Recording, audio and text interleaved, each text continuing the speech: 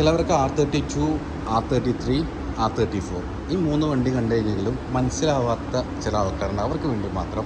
ഇപ്പോൾ ഞങ്ങൾക്കും ചില സമയത്ത് ഡൗട്ടാവും, കാരണം ചില R33 വണ്ടികൾ R34 ആക്കുന്ന ടീംസ് ഉണ്ട്. പക്ഷേ മോസ്റ്റ്ലി നമ്മൾ മനസ്സിലാക്കുന്നത് ഇതിൻ്റെ ഹെഡ്ലൈറ്റ് നോക്കിയിട്ടാണ്. ഹെഡ്ലൈറ്റും ആ പിറകിലുള്ളൊരു കാര്യം. സോ ആ ഹെഡ്ലൈറ്റിൻ്റെ പൊസിഷൻ നിങ്ങൾ ശ്രദ്ധിച്ചില്ലേ, ഇത് R32 ആണ് കിടക്കുന്നത്. ഹെഡ്ലൈറ്റ് ഇങ്ങനെ വന്ന് പിന്നെ പിറകിലുള്ള ഈ ഒരു സെക്ഷൻ ഇത് സ്ലാൻഡായിട്ട് അല്ല ഉള്ളത്, ഷാർപ്പായിട്ടാണുള്ളത്. കറവൊക്കെ കുറവാണ്. സോ ഇത് പിന്നെ നമ്മളെ റിയർ ടൈൽ ലൈറ്റ്. പിറകിലെ ടൈൽ ലൈറ്റ് വെച്ചില്ലേ, ഇതാണ് R32. R33ലേക്ക് വരുമ്പോൾ ബമ്പർ അപ്ഗ്രേഡ് ഓൾറെഡി ചേഞ്ച് ആയി ഡിസൈൻ. പിന്നെ ഹെഡ്ലൈറ്റ് ഡിസൈൻ ചേഞ്ച് ചെയ്ത് പുതിയ ഡിസൈൻ വന്നു.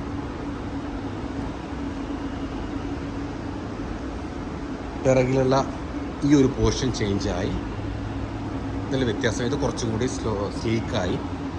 പിന്നെ ഹെഡ്ലൈറ്റിൻ്റെ അവിടെയുള്ള നമ്മുടെ ബൂട്ടുണ്ടല്ലോ, അതായത് നമ്മുടെ ഡിക്കി എന്ന് പറയും, ആ ഡിക്കീൻ്റെ ഡിസൈൻ മാറി.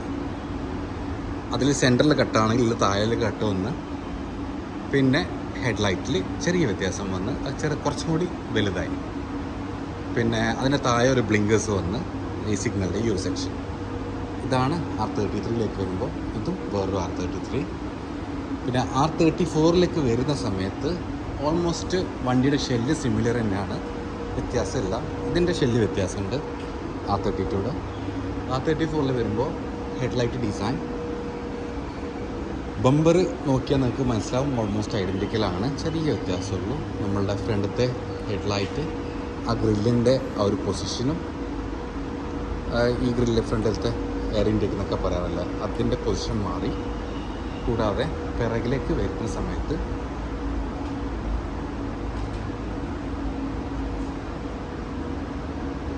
നമ്മളുടെ ടെയിൽ ലൈറ്റ് ഉണ്ടല്ലോ, ഒന്ന് ചെറുതും ഒന്ന് വലുതുമാണ്. R33ലേക്ക് വരുമ്പോൾ രണ്ടും ഈ പിറകിലത്തെ ലൈറ്റ് സിമിലറാണ്.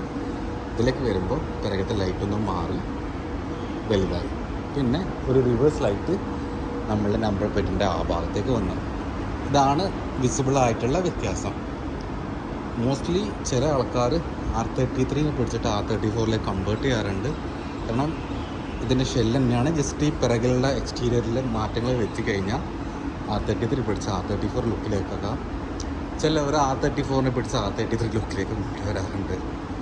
സോ ജസ്റ്റ് ഈ ഒരു സെക്ഷൻ മാറ്റിയിട്ട് ആ ലൈറ്റൊക്കെ മാറ്റിക്കഴിഞ്ഞാൽ നമുക്ക് R33, R34 ഈസി ആയിട്ട് കൺവേർട്ട് ചെയ്യാം.